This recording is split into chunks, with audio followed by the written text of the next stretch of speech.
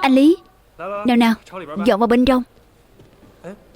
Anh Lý, cuối tuần anh cũng đến công ty à? Ừ, tôi đến tập luyện một tí. À, các cậu đang... À, tôi đang định thứ hai mới nói với anh. Không ngờ hôm nay anh đến rồi. Cuối tuần sau tôi kết hôn rồi. Chuyện tốt mà, chúc mừng cậu. Mà công ty cũng đồng ý cho tôi mượn chỗ làm đám cưới, nên tôi dẫn họ đến trang trí một tí. À anh Lý, cuối tuần sau anh có rảnh không? Có rảnh đến không? Rảnh chứ, lúc đó chắc chắn sẽ đúng giờ. Được, vậy thì tốt quá. Vậy thứ hai tôi gửi thiệp cho anh. Được. Tôi dẫn thêm người được không? Hả? Được, đương nhiên là được. Hoan nghênh, rất hoan nghênh. Được, đến lúc đó gặp. Được, chúc mừng nhé. À anh Lý,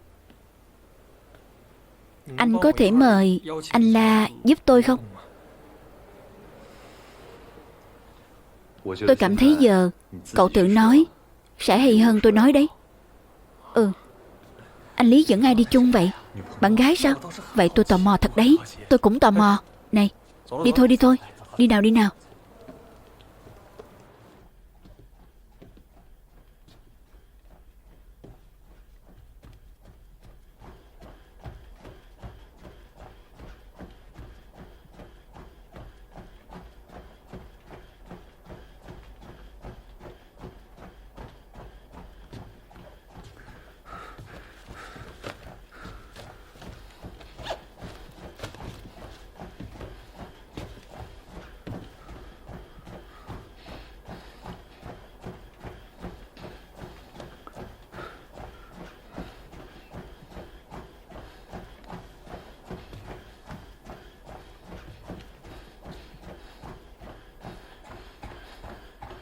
Tập quyền với tôi không?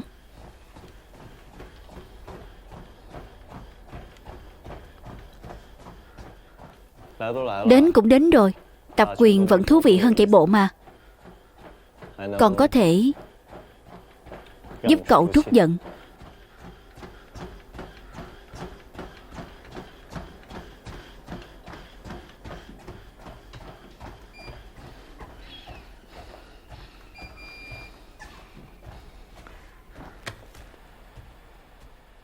Tôi không ấu trĩ như vậy.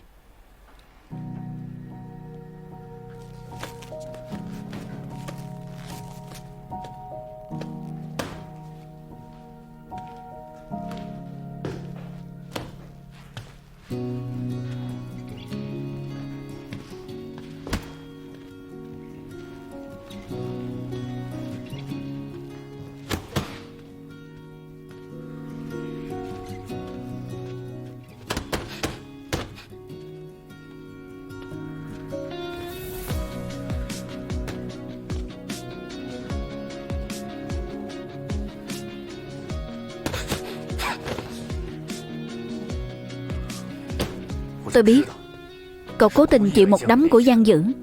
Với phản ứng né tránh tôi vừa rồi của cậu thì thằng nhóc đó không thể đánh được cậu. Cậu cố ý cho nó đánh.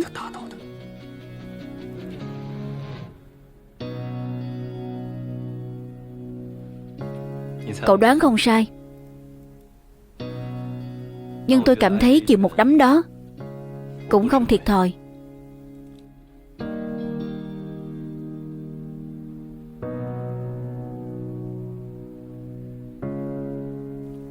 Giờ Giang Dữ đang cố gắng học tiếng Anh. Nó nói nó muốn đến nước Đông. Nó muốn đến xem có thể làm gì giúp nước Đông không, có thể làm gì giúp Giang Lâm, làm chuyện cậu ấy muốn làm nhưng chưa thể hoàn thành không.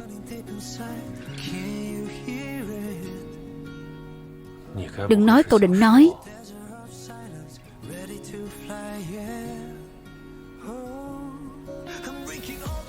là cậu cũng muốn đến nước Đông đấy.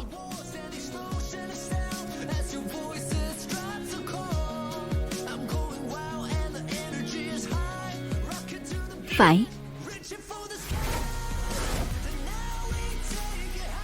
Tôi muốn đến đó.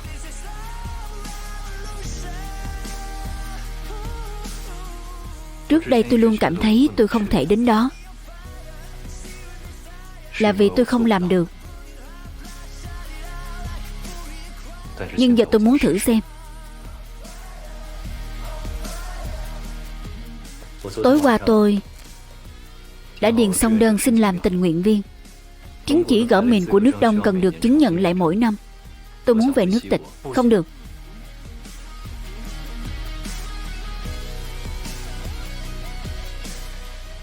Tôi sẽ không cho cậu nghỉ.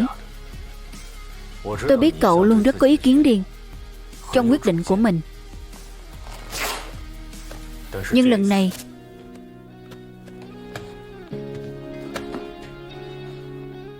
thì trừ khi cậu từ chức.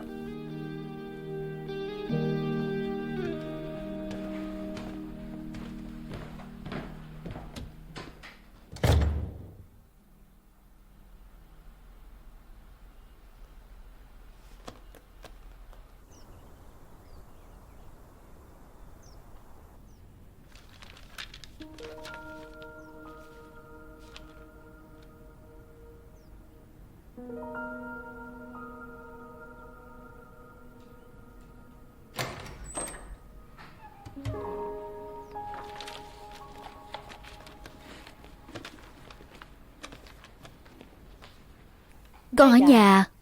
Hiếm khi cuối tuần không tăng ca đấy. À, vâng, tuần này không cần tăng ca. Xếp cho con thả lỏng tí. Mẹ thì sao? Sao mẹ cũng ở nhà vậy? Cuối tuần không tăng ca sao? Mẹ đang định đi đây. Mẹ đi trước nhé.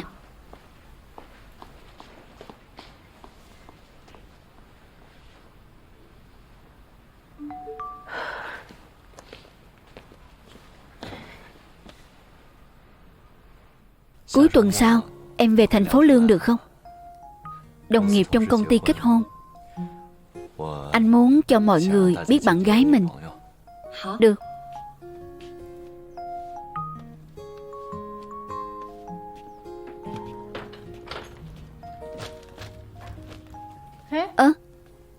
Con đi công tác hả? Vâng. Mấy hôm nay con phải ra ngoài ô chụp hình. Mẹ bảo tài xế đưa con đi. Không cần đâu ạ. À, trong đài có cho xe đến đón con. Con để ý cẩn thận đấy. Vâng, con đi trước nhé. Xe đang ở bên ngoài rồi. Ừ.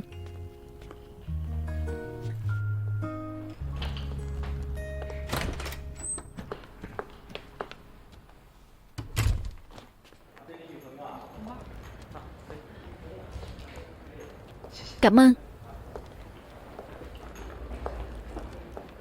Chào cô. Chào anh. Cho hỏi cô là bạn chú rể hay bạn cô dâu? Tôi không biết. Tôi tìm Lý Toản. À, cô là gì của anh Lý? Tôi là bạn thôi. Bạn hay bạn gái? Cô ấy là bạn gái tôi.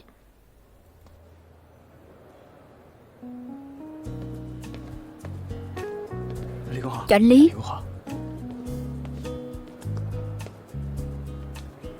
Đi đường mệt không? Không mệt. Anh Lý có bạn gái lúc nào vậy? Bạn gái anh Lý xinh quá. Đi thôi. Chính là ở đây. Wow, em ngồi trước đi. Ừ.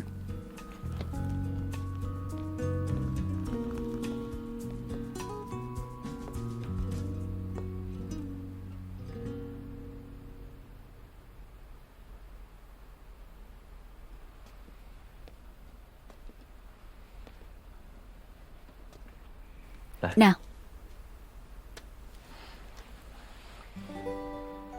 Lần nào nhìn thấy hai tấm hình này cũng nghĩ đến bạn gái mình giỏi cỡ nào.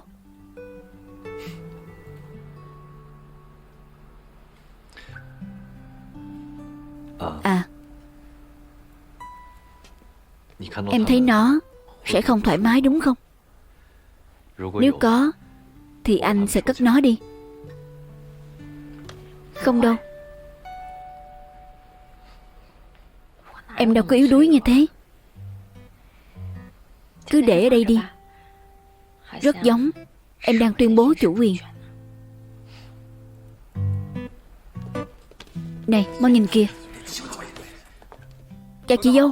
Đám cưới sắp bắt đầu rồi. Chúng tôi đến mệnh lý ra. Đúng thế, chúng tôi đến mệnh lý. À, chào các anh. Đó là bạn gái Lý à? Đẹp quá đi. Đúng không? Tôi nói đúng không? Xứng đôi chứ. Chào các anh. Không phải đám cưới sắp bắt đầu sao? Mời tôi, có cần đông người vậy không? Chị dâu thật xinh đẹp, thật có khí chất. Đi nào.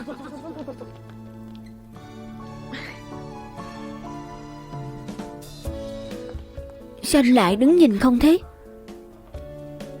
Hả? Không phải vừa rồi em nói muốn tuyên bố chủ quyền sao? Em tuyên bố chủ quyền xong thì đến lượt anh. Anh nói gì vậy?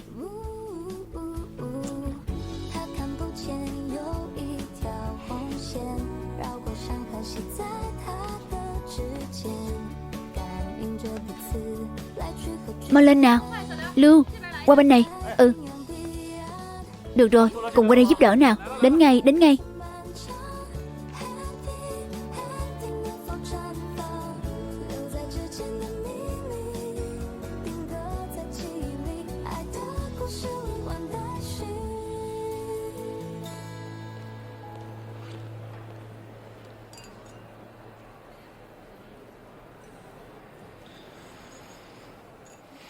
Hai anh cãi nhau hả?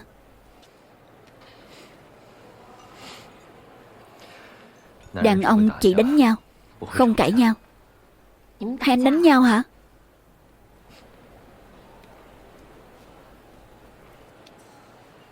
Xem ngốc thế. Hả? Không đâu. Có lẽ là Chiến có chuyện gì đó. Mà vốn tính của cậu ấy cũng hơi kỳ mà. Anh cũng quen rồi. Làm em hết hồn.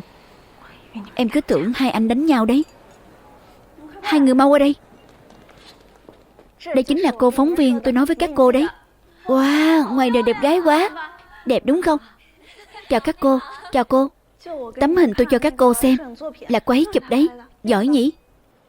Anh vào nhà vệ sinh một chút. Ừ. Thật sao? Cuối cùng hôm nay tôi được gặp người thật rồi. Chào các cô, giỏi nhỉ? Cô xinh quá. Cảm ơn.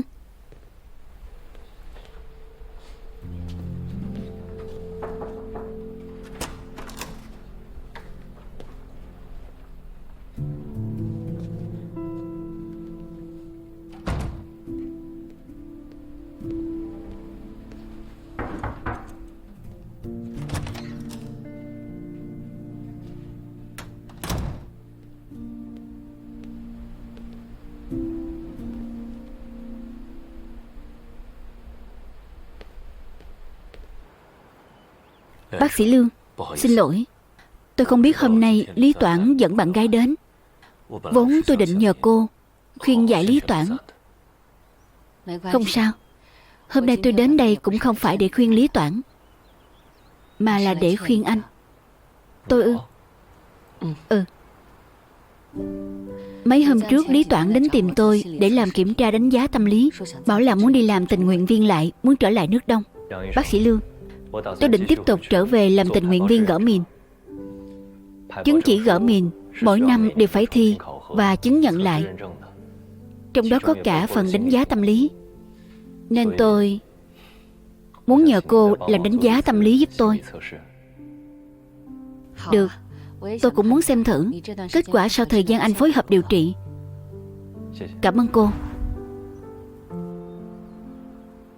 Kết quả đánh giá thế nào? Đã thông qua. Mọi thứ đều bình thường.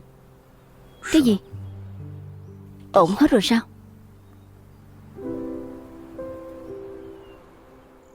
Ít nhất theo kết quả đánh giá là đạt chuẩn.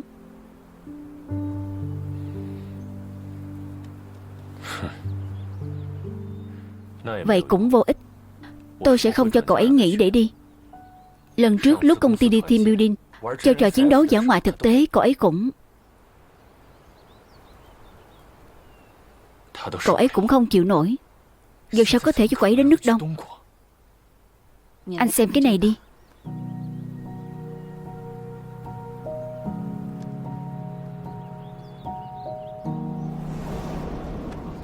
Yên tâm.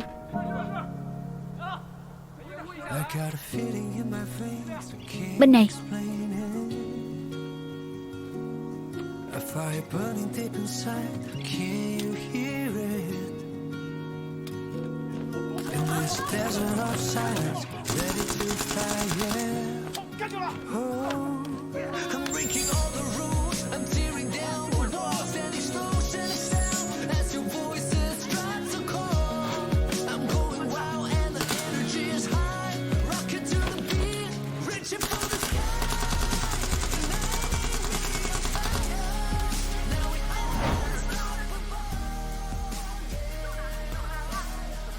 Lý Toản cho tôi xem cái này, tôi mới đồng ý làm đánh giá tâm lý cho anh ấy.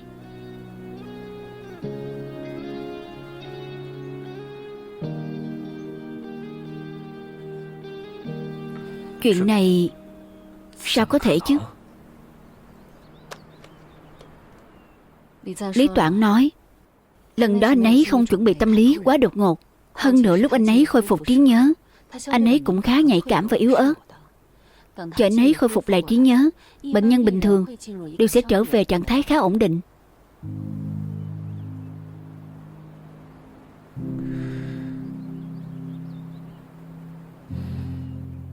Nhưng trò chơi khác hoàn toàn với nước Đông.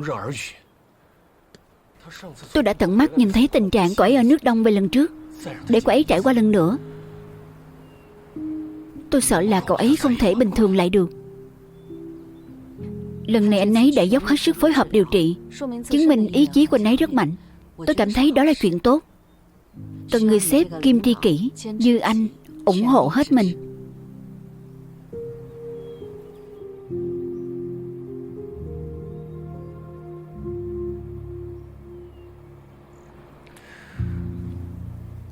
Tôi hiểu rồi, bác sĩ Lương. Tôi sẽ suy nghĩ. Được.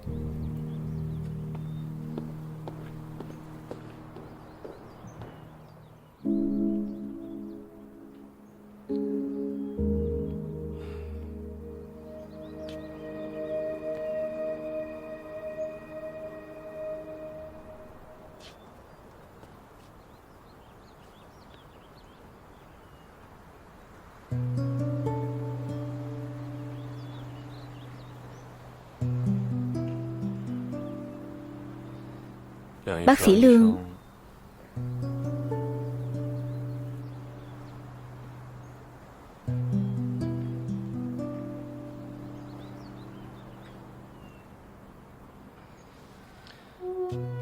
bác sĩ Lương nói với cậu kết quả đánh giá tâm lý của tôi rồi à? Ừ. Cô ấy nói cậu đã quyết tâm. Tôi không cản cậu được. Vậy cậu nghe lý do. Tôi quyết tâm trước, rồi hẳn quyết định có cản tôi không nhé. Lý do của cậu quá vĩ đại. Tôi không hiểu.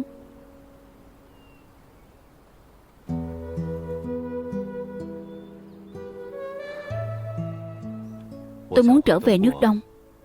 Đúng là muốn làm thêm chút chuyện vì người dân ở đó. Và cũng có liên quan phần lớn đến chuyện Giang Lâm là bạn tôi, mà còn chết vì cứu tôi.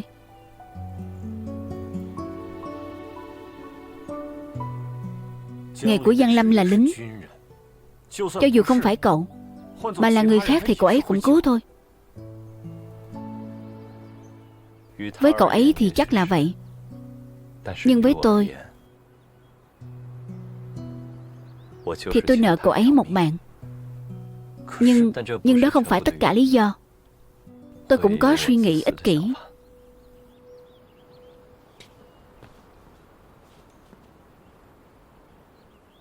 Dù không có Giang Lâm, tôi cũng có một tình cảm đặc biệt với nước Đông, với người dân ở đó.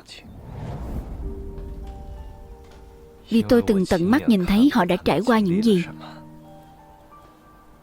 Tôi có thể cảm nhận được nỗi đau của họ.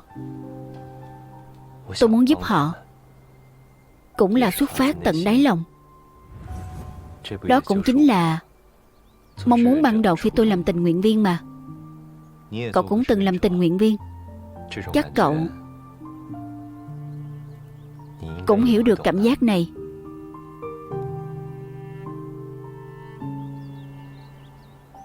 Nhưng bây giờ cậu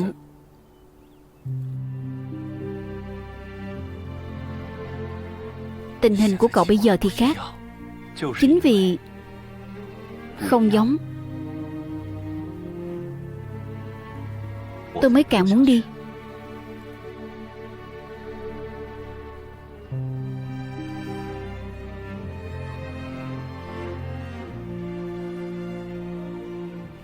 Vì tôi không muốn khác. Tôi muốn giống như trước kia.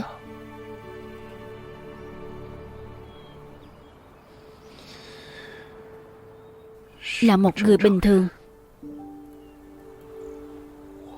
Tôi không muốn cứ né tránh tác nhân gây kích thích mãi, giả vờ rằng mình đã khỏi rồi.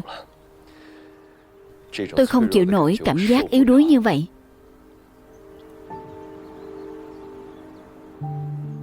Thà làm ngọc vỡ còn hơn ngói lành.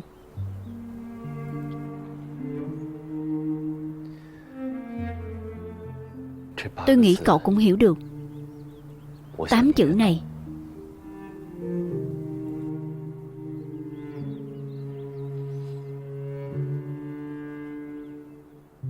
Vì cậu từng thấy vẻ chật vật nhất của tôi.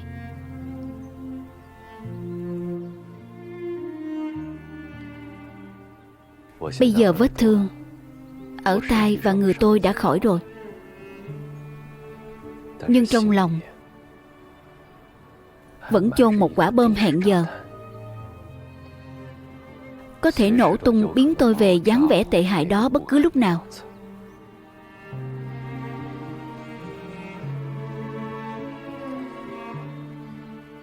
Tôi muốn gỡ hẳn nó ra.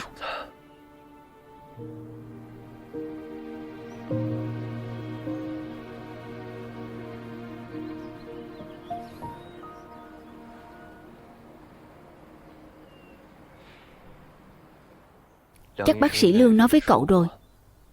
Đối mặt với nguồn gốc kích thích có rủi ro, nhưng cũng có thể sẽ khỏi hẳn.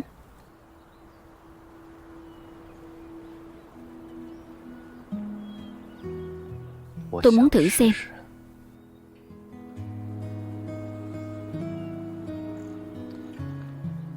Bây giờ tôi đã có nhiễm rồi.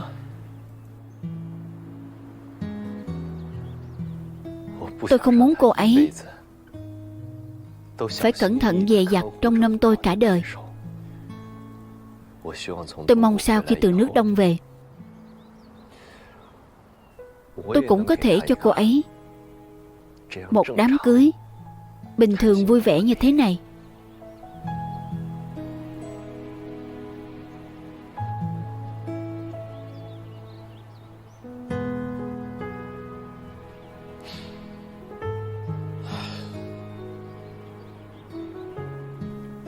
Thế cậu nói chuyện đi nước Đông với phóng viên Tống chưa? Vẫn chưa. Tôi muốn đợi lấy lại được chứng nhận xử lý bom ở nước Tịch rồi mới nói với cô ấy. Dù gì khi đó cũng phải mô phỏng xử lý bom thực tế. Tôi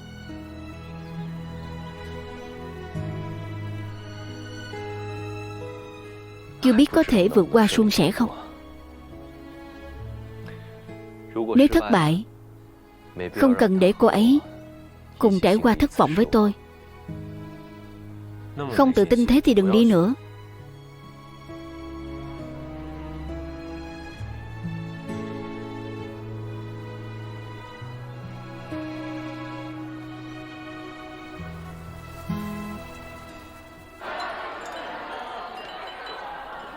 Được rồi, nào nào nào, xin lỗi nhé. Mọi người trật tự nào.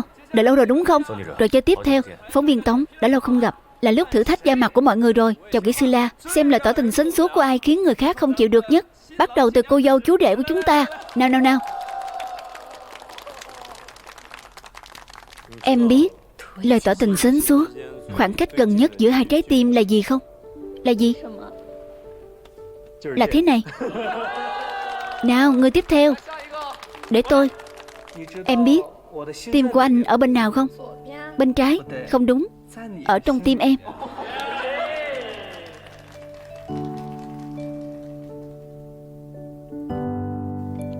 Lát nữa đến chúng ta thì phải làm sao?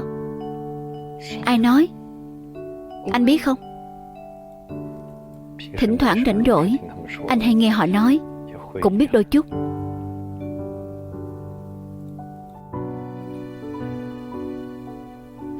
Ấy, kỹ sư Lý, đến các anh đấy.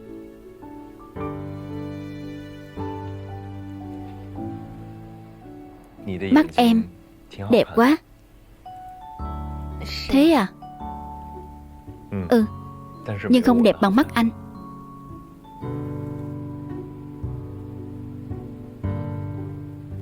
Đúng thế.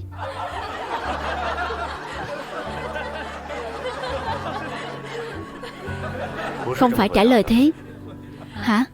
Thế em phải nói thế nào? Em phải phối hợp với anh. Phối hợp thế nào? Em hỏi anh, tại sao thế? À, thế anh nói lại lần nữa. Được. Mắt của em đẹp quá. Thế à? Ừ, nhưng không đẹp bằng mắt anh. Tại sao?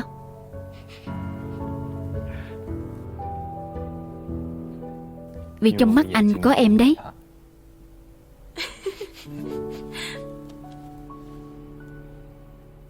Trước kia em cảm thấy đám cưới thật nhàm chán, đa phần chỉ làm theo hình thức. Bên trên tổ chức lễ, bên dưới cắm đầu ăn, gượng gạo lắm. Nhưng hôm nay thì khác. Mọi người đều rất chân thành.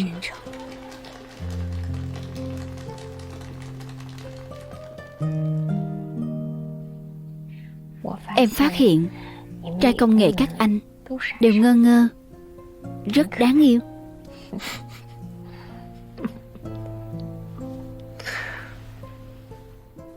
Anh phát hiện hôm nay em nói chữ gượng gạo 2 lần rồi. Em sợ gượng gạo lắm mà. Đúng thế, em bị ung thư ngượng. Hơn nữa còn thường xuyên phát tác. Ung thư ngượng. Thế sau này lúc chúng ta kết hôn cũng không mời nhiều người không liên quan đến, tránh để em thấy ngượng. Ừ, dù có liên quan hay không liên quan, ai không đến cũng được.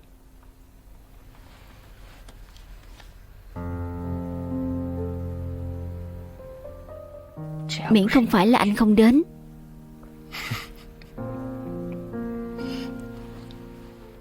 Toản. Hả? Em hài hước không? Ừ. Em hài hước không?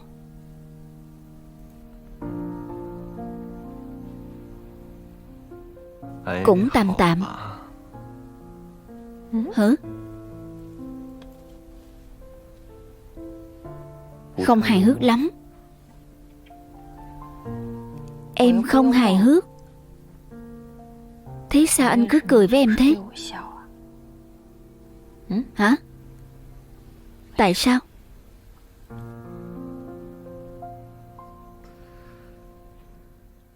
Bởi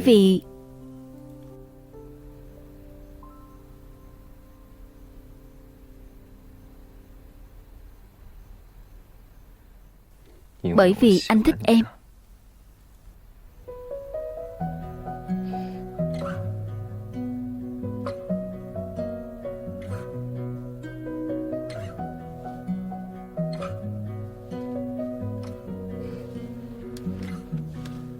蓝色的水笔吐露出进水的默契，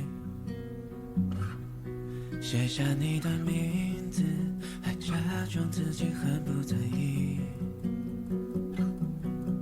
泛黄的光晕，凌乱的空气，加速的呼吸，不自觉地提醒我，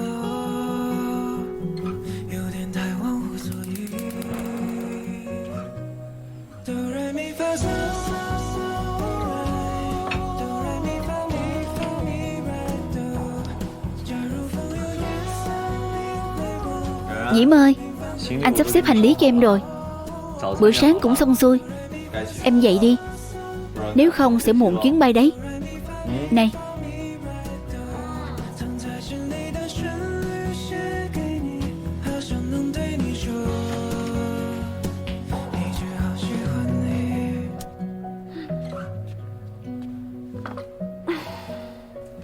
tại anh đấy. Hôm qua uống nhiều quá, buồn ngủ chết mất. Không nhìn ra em còn cáu gắt lúc dậy nữa. Em không có nhé. Lát nữa em lên máy bay ngủ bù đi. Sáng nay anh còn phải họp, không đưa em ra sân bay được.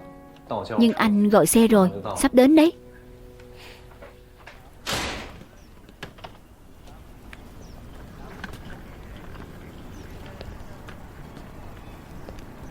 Toán, hôm qua em quên nói với anh một việc. Việc gì? Em nói đi. Chuyên đề của đài truyền hình sắp sản xuất xong rồi. Họ muốn mời em ở lại, nhưng em thấy em từ chức lâu quá rồi, tự do lâu quá, không muốn quay lại làm nữa. Không sao, làm theo ý em là được. Anh đều ủng hộ em. Nhưng mà tuy chuyên đề đã hoàn thành, em vẫn phải ở lại thành phố đế một thời gian. Ký sự bề nội của nước Đông của em có một vài điều chỉnh về lối tư duy. Em phải ở lại thành phố đế, họp thảo luận với đám anh La. Điều chỉnh lối suy nghĩ à? Điều chỉnh gì thế?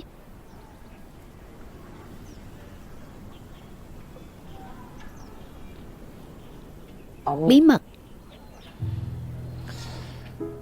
Lẽ nào là có liên quan đến anh? Anh không được đoán nữa.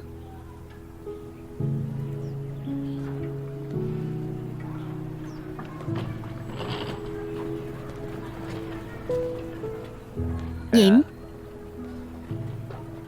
em điều chỉnh lại suy nghĩ là vì không muốn quay lại nước Đông mà.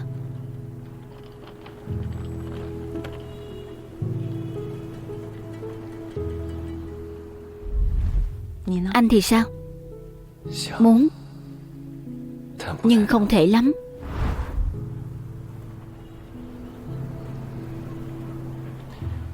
Hay là vì anh? Là em không chắc chắn. Không chắc chắn mình có thể đối mặt với những chuyện đó không?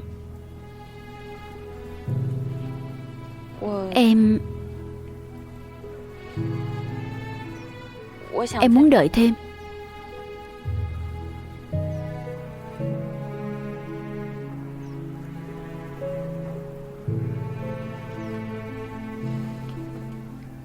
Xin lỗi Nhiễm, anh không nên hỏi. Không có ai bắt em phải đối mặt với chuyện gì. Em không cần nóng vội, cứ từ từ thôi.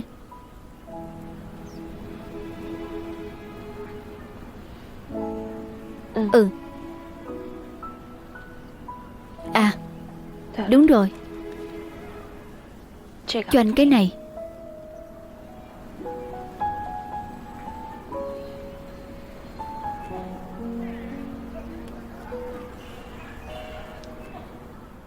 Mong Toản sẽ luôn luôn bình an.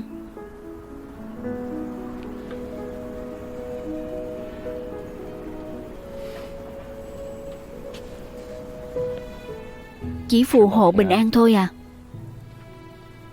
Nhân duyên thì sao?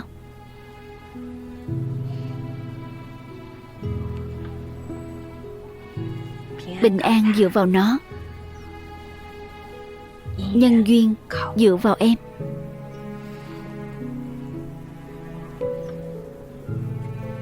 Được.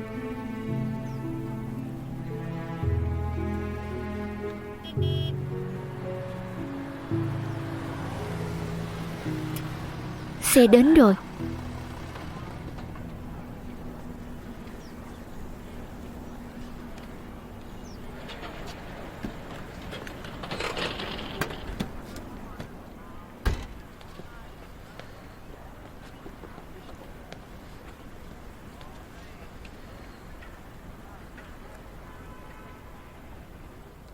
Lát nữa em lên máy bay thì nhắn tin cho anh.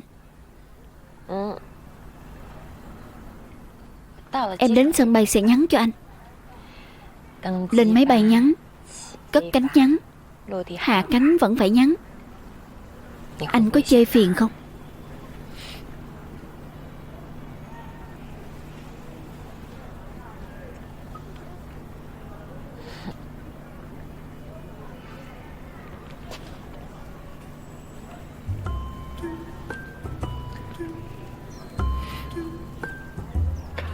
Đi đi.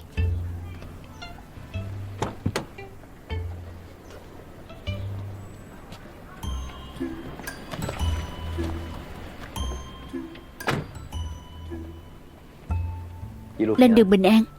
Cẩn thận nhé. Bác Tài, đi được rồi. Được. Cô không nói tôi chưa dám đi. Tôi sợ hai người chưa nói đã còn nghi thức gì đó nữa. Đi được rồi. Dạ anh nhé bác Tài.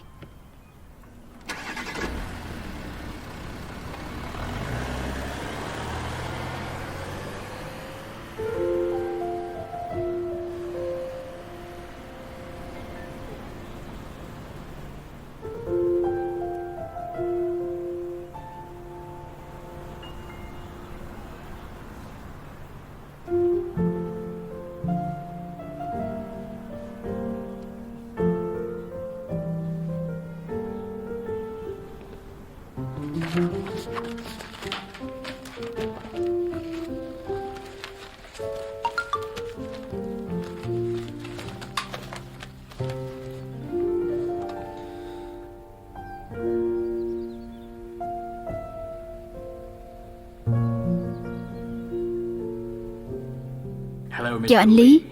Đơn xin tình nguyện của anh đã được thông qua. Nhân viên công tác của chúng tôi sẽ sớm xác nhận thời gian phục vụ tình nguyện của anh. Vui lòng chú ý nhận thư.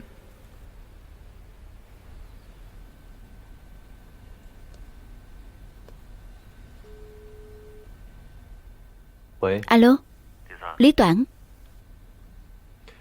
Dạo này cậu có nghe nói tin tức gì về tình nguyện viên nước Đông không?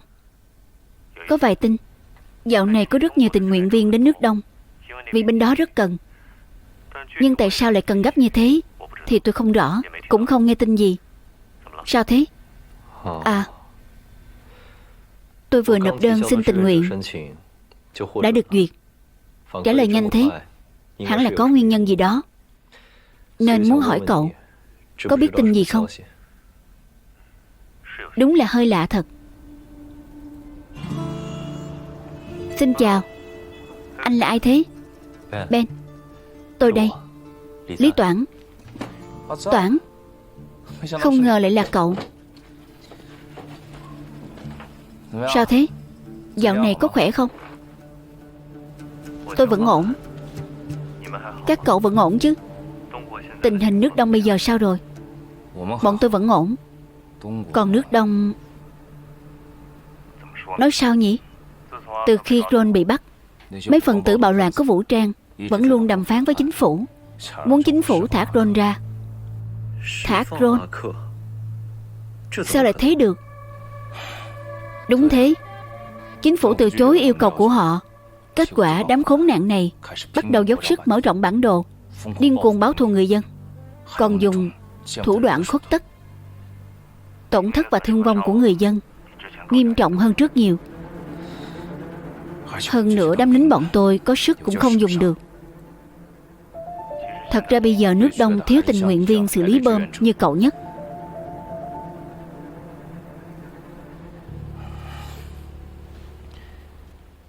Đúng rồi, cậu với cô Tống sao rồi? Cô ấy đang là bạn gái tôi rồi. Tôi biết mà. Lần trước cậu nhờ giúp đỡ, không giống cậu chút nào. Nếu không phải vì cô gái mình thích thì không thể như vậy được. Cậu và bác sĩ Bùi có tiến triển chưa? Ôi, bọn tôi khác các cậu. Các cậu yêu thích lẫn nhau. Hơn nữa tôi dám nói là cô Tống thích cậu trước. Tôi với bác sĩ Bùi lúc nóng lúc lạnh, nắng mưa thất thường. Lần trước cậu nhờ giúp đỡ, không giống cậu chút nào. Nếu không phải vì cô gái mình thích thì không thể như vậy được. Cậu và bác sĩ Bùi có tiến triển chưa? Ôi, bọn tôi khác các cậu. Các cậu yêu thích lẫn nhau. Hơn nữa tôi dám nói là cô Tống thích cậu trước. Tôi với bác sĩ Bùi lúc nóng lúc lạnh, nắng mưa thất thường. À, bác sĩ Bùi được phết nha. Khiến một tên đa tình như cậu cũng phải nếm trải mùi vị muốn mà không được. Toản, cậu về nước học hư rồi nhé. Tự cậu ngọt ngào đã đành, sao lại còn cười trên nỗi đau của người khác vậy? Được rồi, cúp đó, cúp đó. Ừ.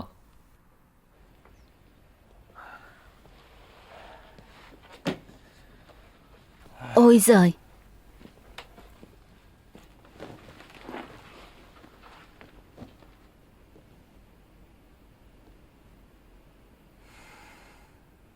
Sao anh còn ở đây? Sáng nay anh phải đến bệnh viện để gỡ băng cơ mà. Gì phải vội? Cậu sợ sau này tôi không cầm được súng bắn tỉa nữa hả? Phải.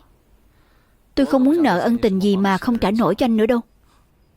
Không muốn nợ ân tình cho tôi thì sau này đừng có liều mạng xông lên trước.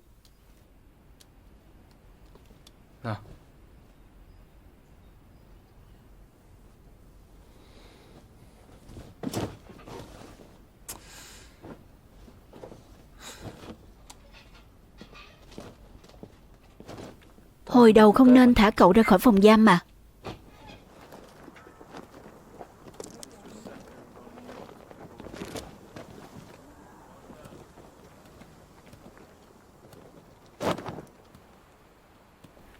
Toán vừa mới gọi điện thoại cho tôi. Anh ấy sống tốt chứ? Tốt lắm. Cậu biết chuyện của cậu ấy với cô Tống chứ? Chuyện gì? Tôi không biết. Rất hiếm khi tôi liên lạc với họ. Họ yêu nhau rồi.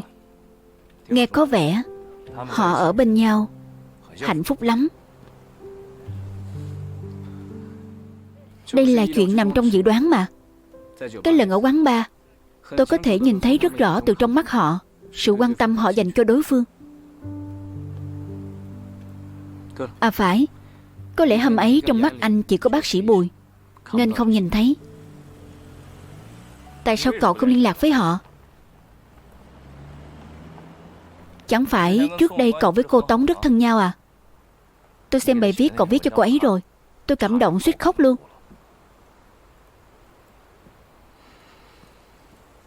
Vậy à? Thế lần sau nếu anh gặp rắc rối, tôi sẽ viết một bài còn hay hơn. Nhất định sẽ khiến anh rơi nước mắt. Cậu chỉ dám nói xui xẻo với tôi, với người khác thì ngược lại rất ân cần. Cậu không nói tôi cũng biết. Cậu sợ làm phiền đến cuộc sống của họ nên dứt khoát không liên lạc nữa. Tôi đoán đúng chứ? Ấu trĩ.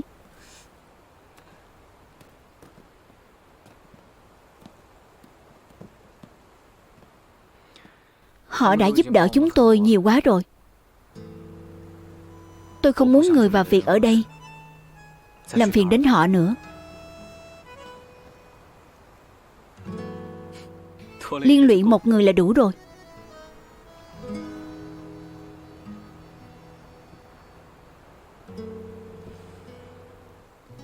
Cậu nói câu này là để tôi thấy tự hào hay thấy xui xẻo đây?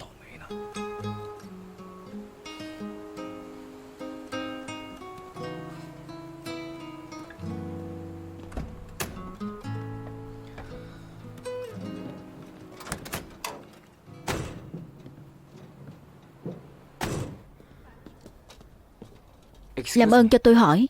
Vâng, có bác sĩ Bùi ở đây không? Ở đây có bệnh nhân cần cô ấy. Cô ấy đến rồi. Để tôi làm.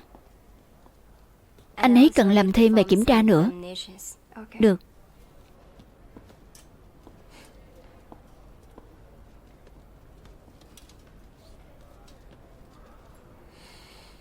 Đôi mắt xạ thủ của tôi xin nhờ cô cả đấy. Tôi thấy không phải anh sợ không bắn súng được, mà là sợ không theo đuổi người đẹp được thôi. Nếu người đẹp đó mà là cô, thì tôi chắc chắn sợ không thiết sống.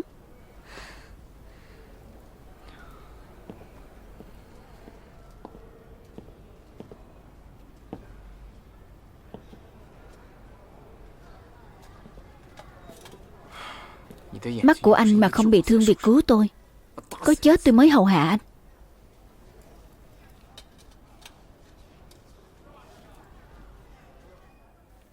Trời ơi!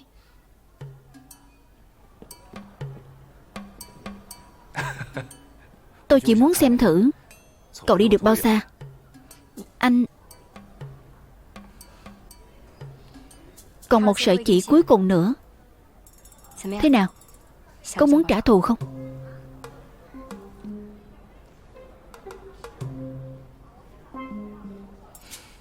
Chắc chắn rồi. Gì đấy?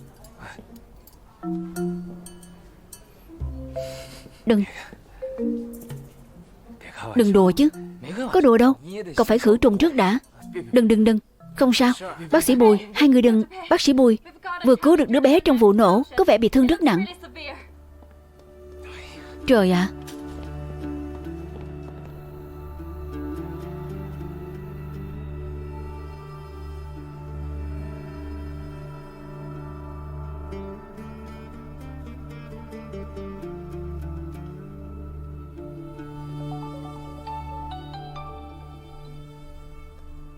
Alo. Toản. Là tôi. Ben. Sao vậy? Xảy ra chuyện gì rồi à?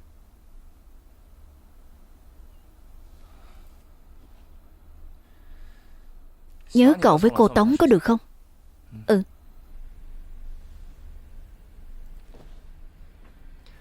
Được.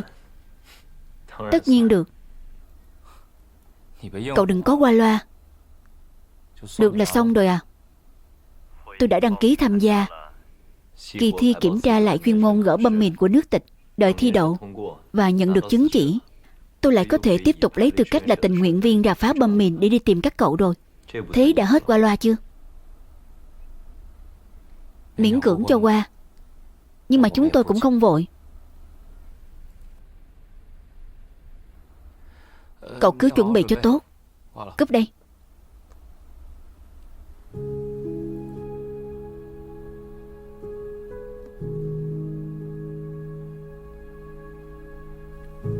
Không vội.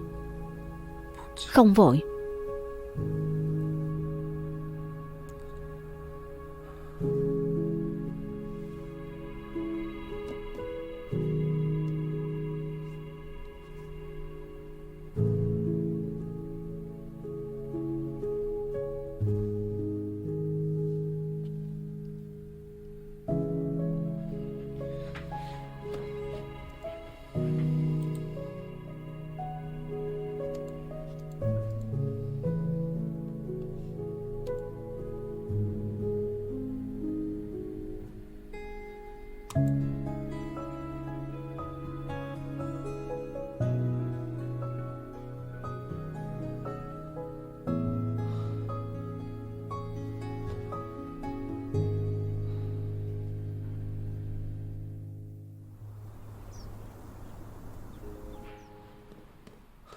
Cô Phó, cô tìm em.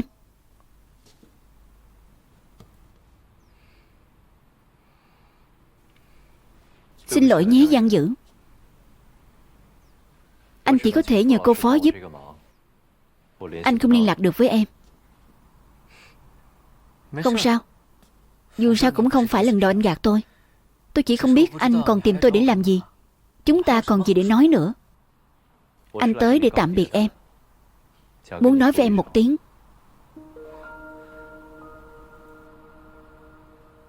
Tạm biệt. Anh muốn về nước Đông à? Anh phải về nước Tịch trước. Sau đó có lẽ sẽ quay lại nước Đông. Gần đây tình hình ở nước Đông lại rất bất ổn. Anh còn rất nhiều bạn bè và người quen ở bên đó. Anh muốn dốc một phần sức lực. Văn Dữ, anh nghe cô Phó nói gần đây biểu hiện của em luôn rất tốt. Việc học cũng không bị thụt lùi. Nghe được những điều này, quả thực anh thấy nhẹ nhõm. Em đã không để việc học của mình bị ảnh hưởng bởi lỗi lầm của anh. Anh biết bây giờ bảo em đón nhận anh lại từ đầu quả thực rất khó. Hôm nay anh đến ngoài việc tạm biệt em thì đồng thời cũng muốn để em biết anh sẽ không từ bỏ.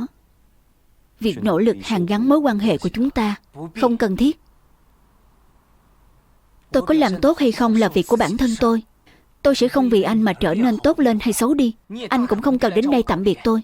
Anh có quay lại nước Đông hay không, có nguy hiểm hay không, có đi nộp mạng hay không, tôi chẳng muốn biết chút nào hết. Dù sao các anh cũng luôn có lý tưởng vĩ đại của mình. Tôi không hiểu, mà cũng không muốn hiểu. Hãy cứ đi thật xa hết cho tôi. Cả đời cũng đừng đến làm phiền tôi.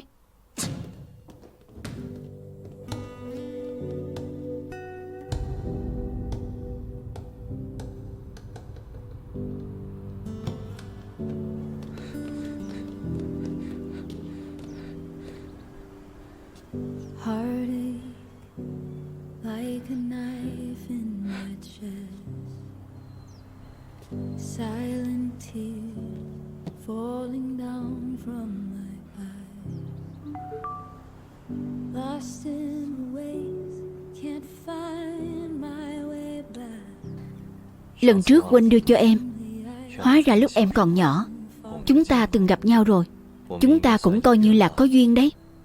Có duyên con khỉ.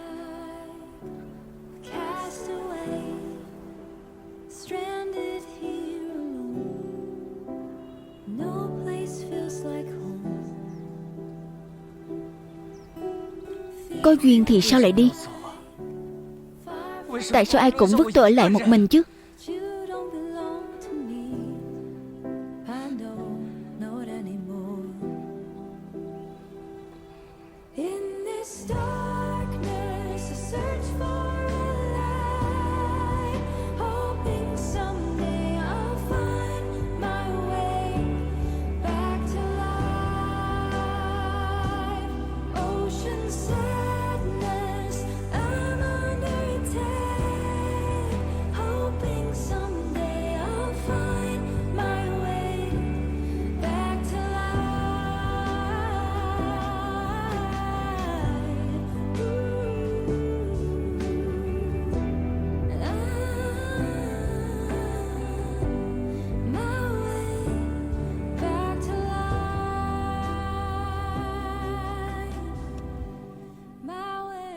Văn Dữ, đợi mọi việc kết thúc.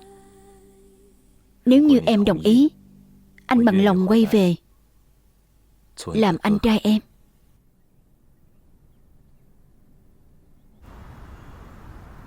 Kỹ sư Lý, anh sắp nghỉ phép à? Có phải là sắp đi làm tình nguyện viên không? Bây giờ vẫn chưa chắc chắn. Vậy anh có đến nước Đông không? Anh La có biết chuyện này không? Ôi trời, đi bao lâu đây? Anh La có đồng ý không? Anh ấy có giận không? Họa có giáng xuống chúng tôi không? Tính anh La, anh ấy không có cách thể hiện cảm xúc khác. Hoặc là sụ mặt nổi giận, hoặc là không nói năng gì. Ôi tôi, đôi khi không phải tôi nói gì đâu. Trương Kiện, hả?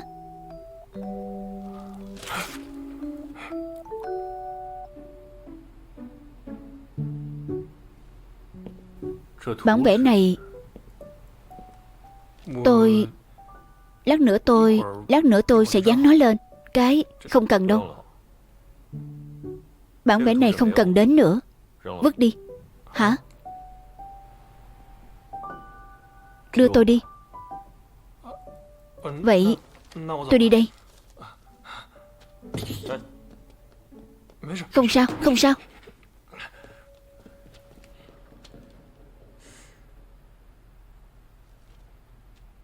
Lúc nãy tôi nói bản vẽ không cần đến nữa là muốn an ủi cậu ta đừng để tâm quá. Cậu nghe ra chứ? Tôi nghe ra. Vậy tại sao Trương Kiện lại sợ hơn thế nhỉ? Bởi vì lỗ tai cậu ấy nghe được là dường như cậu đang nói không cần đến cậu ta nữa. Vứt đi được rồi. Vậy là vấn đề của tôi hay là vấn đề của cậu ta? Vừa rồi cậu ta nói cậu hay nổi nóng, không để ý đến người khác. Cậu nghe được có giận không? Sao tôi phải giận? Cậu ta nói đúng mà. Nếu để Trương Kiện nghe được câu này, có thể cậu ấy vẫn sẽ sợ cậu, nhưng chắc là không sợ như bây giờ.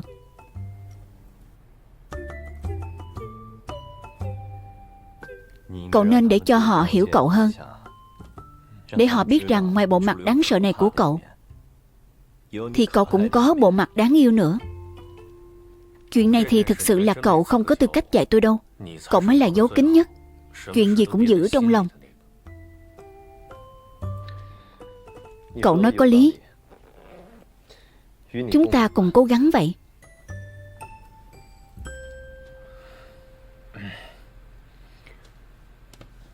Cậu tìm tôi có việc gì không? Nói đi. Giang Dưỡng, tôi muốn nhờ cậu giúp tôi trông chừng thằng bé một chút. Bây giờ chắc là lúc thằng bé hận tôi nhất. Có lẽ sẽ không muốn ngó ngàng đến tôi trong một thời gian dài. Cậu vẫn chưa thi đậu mà. Giờ đã giao việc cho tôi rồi. Có phải hơi sớm không? Thì do cậu nói mà. Không có tự tin thì đừng có đi. Những việc khác sao không thấy cậu nghe lời vậy đi. À phải, nếu Tống Nhiễm có chuyện thì cứ việc đến tìm tôi.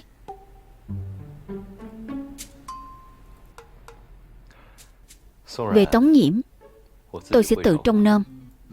Tôi hiểu cô ấy. Sao mà nói như là tôi muốn cướp bạn gái cậu vậy? Tôi không có ý này. Cậu đừng hiểu lầm. Cô ấy sẽ không thích cậu đâu. Cậu nghĩ là ai cũng ham chuyện yêu đương phiền phức này à?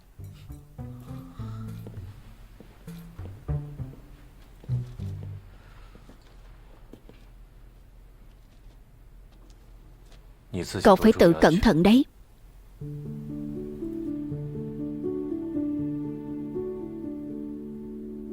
Ừ, tôi sẽ cẩn thận.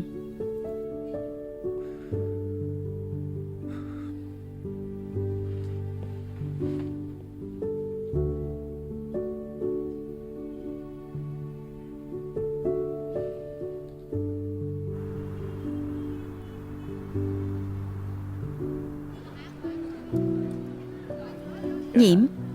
Dạ. Lần này sau khi rời khỏi thành phố đế, có thể là anh phải về nước tịch một chuyến. Anh về đó làm gì? Chứng chỉ rà phá bom mìn của anh cần phải thi lại và cấp lại hàng năm. Anh muốn về thi thử xem sao. Chắc chắn anh sẽ làm được.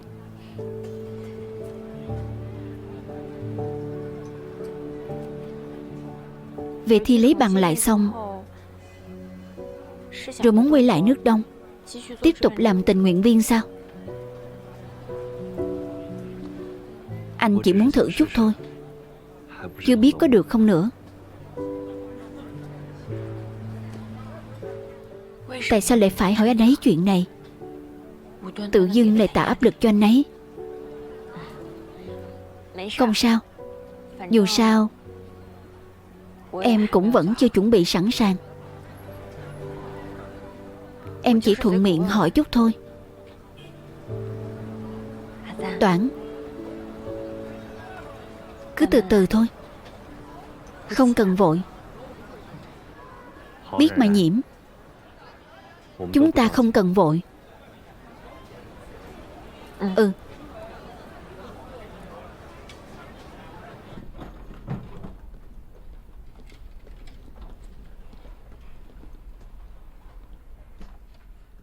Lần này là anh đưa em về phòng trước, hay là em tiễn anh trước đây? Em tiễn anh về phòng cất hành lý trước, sau đó anh lại đưa em về phòng. Rồi em lại tiễn anh về, anh lại đưa em về, em lại tiễn anh về. Cứ vậy tới sáng luôn. Được. Này, anh đi đâu đó? Nếu thế thì trả lại phòng luôn cho rồi.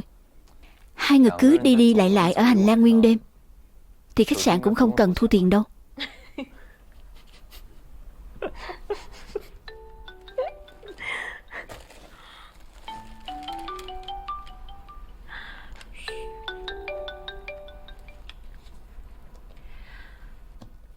Alo mẹ à, ngủ chưa? Chưa ạ. Đang ở đâu đó? Huyện Bình à. Con đã nói với mẹ là con vẫn đang làm nghiên cứu khảo sát mà. Cái nghiên cứu khảo sát bí mật này của con phải làm trong bao lâu nữa? Định không bao giờ cho mẹ gặp người bạn thần bí đó của con đúng không? Trưa mai dẫn cậu ta tới gặp mẹ đi.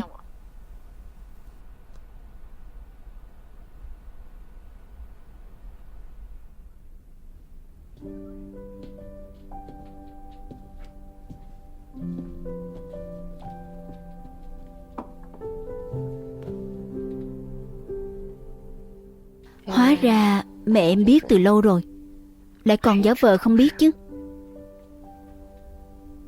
Người ngốc thật sự là em mới đúng. Căng thẳng vậy sao? Là sợ mẹ em không vừa mắt anh sao? Vậy cũng chẳng có gì kỳ lạ cả.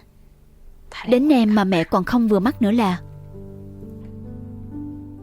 Không phải người ta thường nói mẹ vợ thấy con rể sẽ là kiểu càng nhìn càng thích sao? Mọi quy luật trên đời này đều không ứng dụng được trên người mẹ em. Vậy cũng được. Nếu mẹ em thực sự không đồng ý thì anh sẽ dẫn em bỏ trốn. Em có đồng ý bỏ trốn cùng anh không? Chúng ta như vậy không tính là bỏ trốn sao? Đừng cười nữa. Mẹ em thông minh lắm, mong muốn khống chế mạnh tính cách thì cứng nhắc. Nếu không sao có thể trở thành lãnh đạo của tập đoàn lớn như Đế Hoa chứ. Gặp rồi anh sẽ không cười nổi đâu.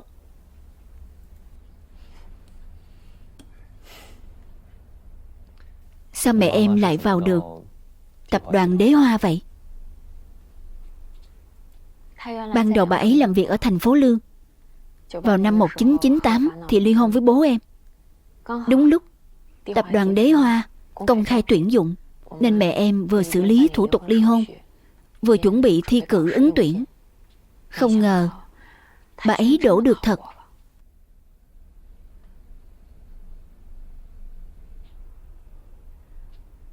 Mẹ em là một người cực kỳ háo thắng. Khi lấy bố em thì người trong nhà đều phản đối, nhưng bà ấy cứ cố chấp làm theo ý mình. Sau đó, cho dù cãi nhau với bố em như thế nào thì bà ấy cũng không hề nói một câu nào với người nhà hoặc bạn bè. Em đoán có lẽ lúc đó bà ấy sẽ nghĩ cho dù khó khăn đến mấy cũng phải cắn răng chịu đựng đến hết đời. Mãi cho đến một ngày, dì Dương, cô là ai? Ôm một đứa bé tới. Đây là con của Tống Trí Thành. Việc cô ấy đến tìm em anh không biết gì cả. Đây không phải là ý của anh. Cô ta còn dũng cảm hơn anh. Đồ hèn nhát. Em không được đưa Nhiễm đi. Nếu con bé bị em đưa đi thì khi về quê anh sẽ bị cười nhạo chết mất. Nếu Nhiễm đi theo anh thì nó sẽ hỏng cả một đời. Nhiễm Vũ Vi, đừng tưởng trên đời này chỉ có mình cô có năng lực. Cái Nhiễm ở với tôi chắc chắn sẽ có tiền đồ hơn. Với loại phẩm hạnh này của anh thì có thể nuôi dạy được một đứa bé có tiền đồ gì chứ. Nói chung tôi sẽ không nhường con gái cho cô đâu. Cô không đồng ý thì đi kiện đi. Tôi không sợ bị người khác chê cười, cũng không sợ kéo dài thời gian. Để tôi xem ai chịu được lâu hơn.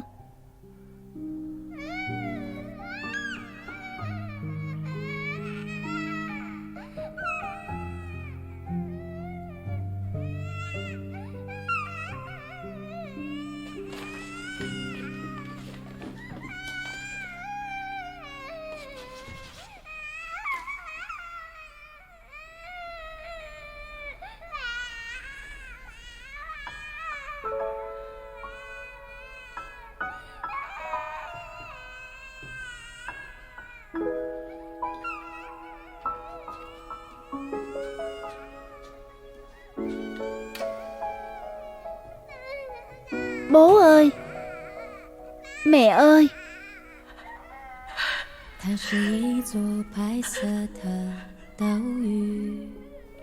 Mẹ ơi.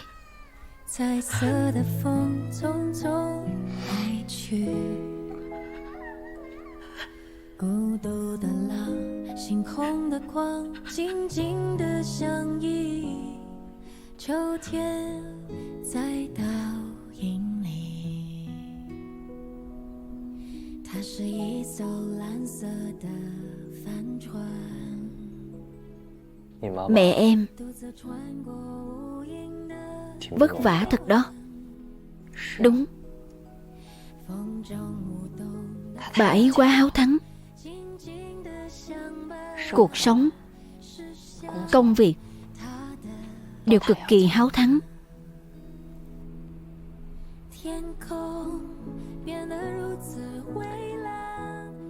Chắc hẳn em sẽ có rất nhiều điểm chung với mẹ mình nhỉ? Không có. Tính tình của em không cứng nhắc như bà ấy. Ý anh là từ trong cốt cách cơ. Cốt cách cũng không giống.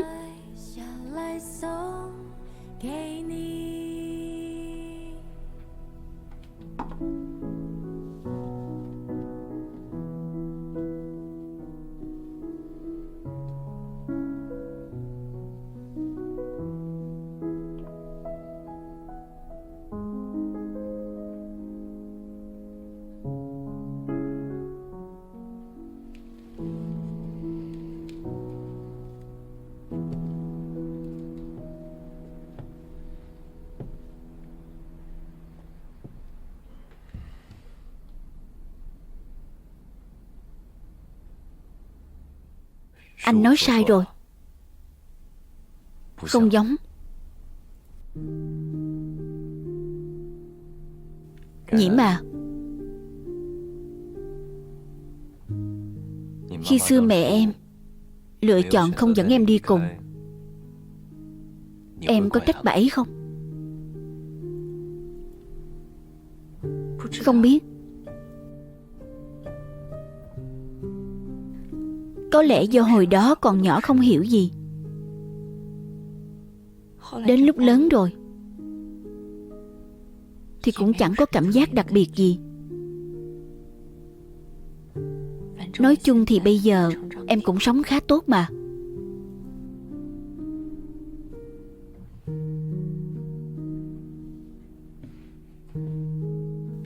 Ừ. Cho dù em sống cùng với ai thì cũng vẫn xuất sắc như vậy thôi.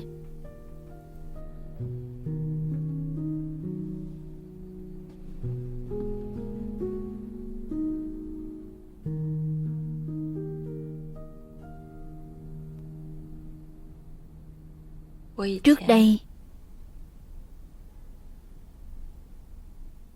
em cũng hơi trách bà ấy một chút. Trách bà ấy tại sao lại không thể kiên trì vì em thêm chút nữa. Bà ấy làm chuyện gì cũng rất cố chấp. Tại sao lại không thể cố chấp vì em một chút? Em không xứng sao?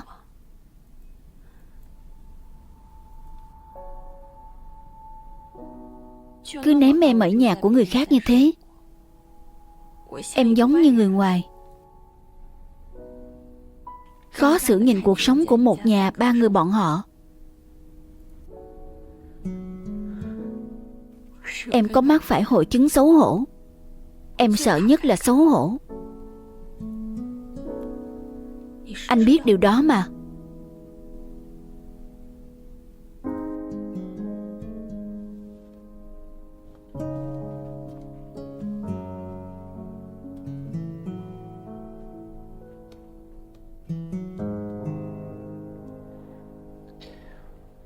Nhiễm của chúng ta có thể trách móc mà. Không sao cả.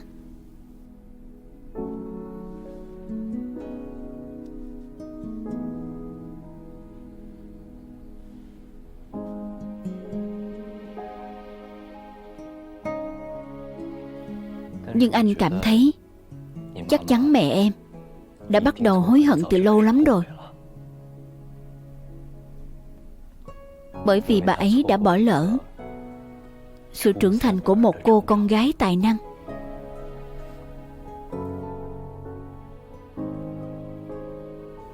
Toản,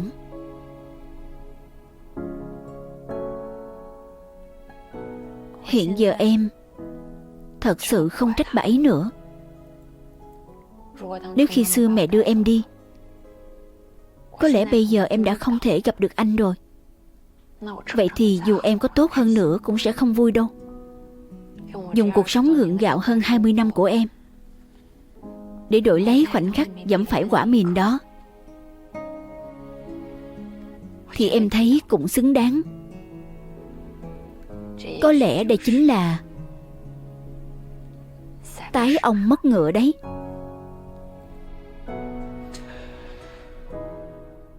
Đây là lần đầu tiên anh gặp một người coi chuyện dẫm phải mìn là tái ông mất ngựa đấy.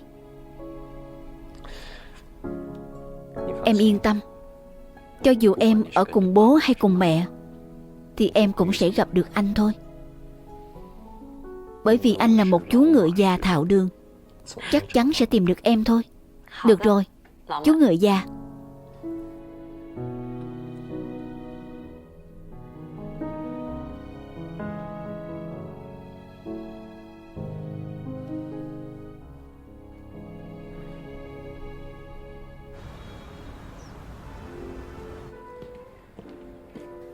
Mẹ, đây là Lý Toản.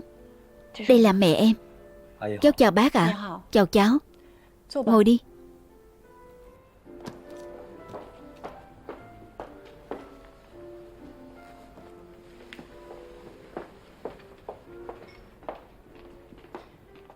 Không biết cháu thích ăn gì nên bác gọi mấy món đặc sản rồi. Cháu không kén ăn à?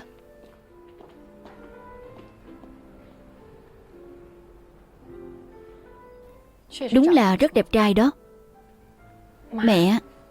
Mẹ sao vừa mới gặp mặt mà đã bình luận về vẻ ngoài của người ta thế? Hơn nữa, trông con nông cạn vậy sao?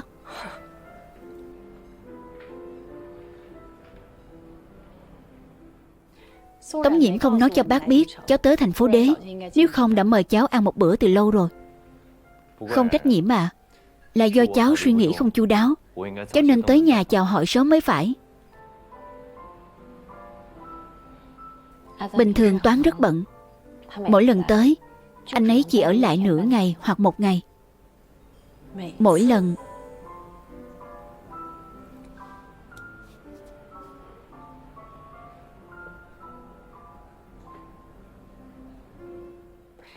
cháu học chuyên ngành gì vậy?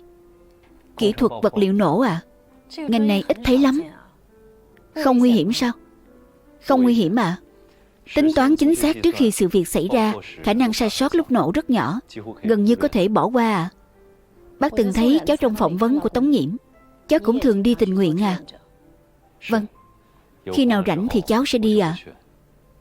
Những nơi vừa nghèo nàn vừa thiếu thốn đó nguy hiểm lắm. Sao cái gì mẹ cũng thấy nguy hiểm vậy?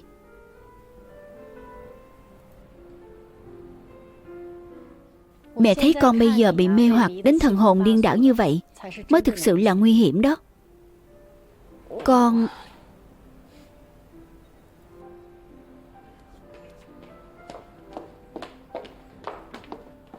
Bác có kiêng gì không ạ?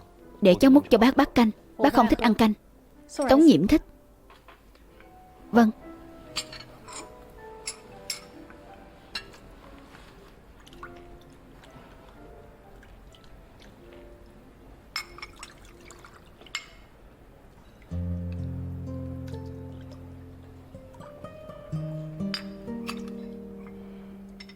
Cháu nói xem đứa con gái này của bác có kỳ lạ không? Toàn thích ăn mấy chỗ xó xỉnh như này. Đây. Cảm ơn.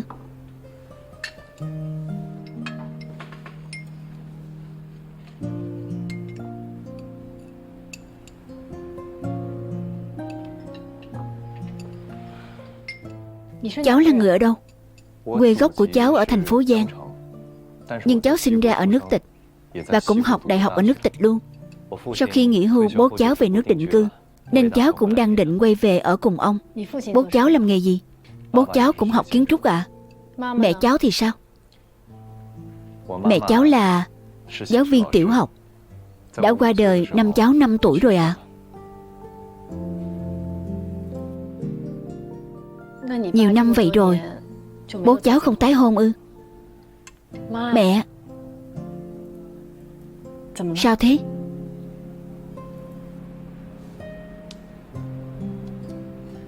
Không có à? Bố cháu vẫn luôn ở một mình như vậy. Cháu đã nói với ông ấy nhiều lần rồi là cháu không để ý việc ông ấy đi bước nữa, nhưng ông ấy lại không muốn. Ông ấy bảo mẹ cháu hay ghen, bà ấy sẽ để ý. Nếu ông ấy tìm người khác thì đến lúc xuống đó chắc chắn mẹ cháu sẽ không thèm để ý tới ông ấy nữa. Bố Toản si tình lắm, cả đời chỉ yêu mỗi mẹ nấy thôi. Bố anh ấy đẹp trai lắm, mẹ nhìn Toản là biết ngay mà. Nhiều người theo đuổi bác ấy lắm, nhưng bác ấy bảo trong lòng chỉ có mình mẹ nấy thôi.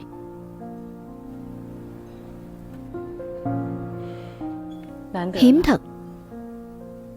Mau ăn đi.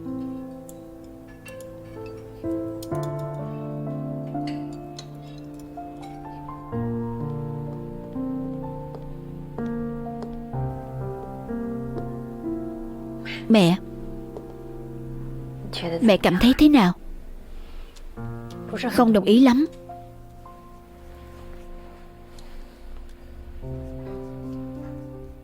Không đồng ý lắm nghĩa là đồng ý bình thường à? Các con vẫn còn trẻ, cứ quan sát thêm vài năm nữa đã. Nhưng chắc chắn bố con sẽ không đồng ý. Tại sao ạ? Tại sao ư? Chắc cháu mấy sẽ cảm thấy khó khăn lắm mới nuôi được một phóng viên như này, nên hy vọng con có thể gả cho một người có quyền, có tiền, có thế chứ sao? Vậy mẹ cũng nghĩ như vậy sao?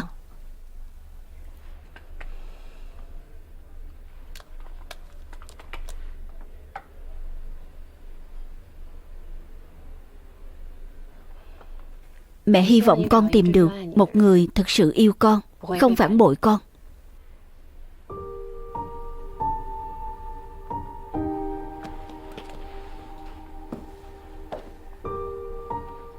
Con có thể bị thương vì nhiều thứ, nhưng không được phép bị thương vì tình cảm.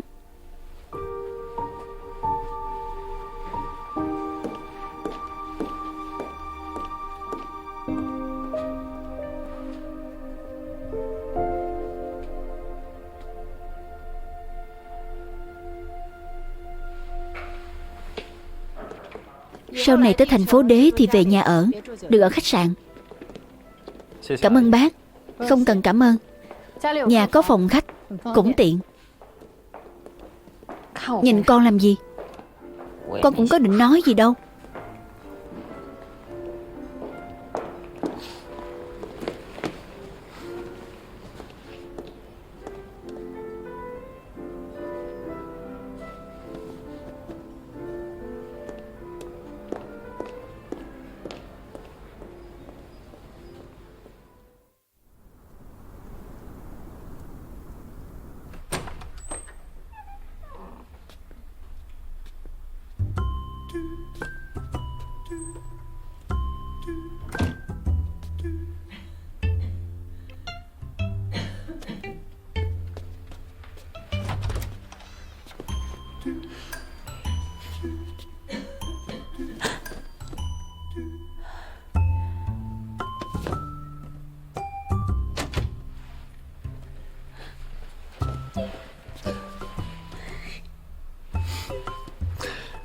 Sao thế?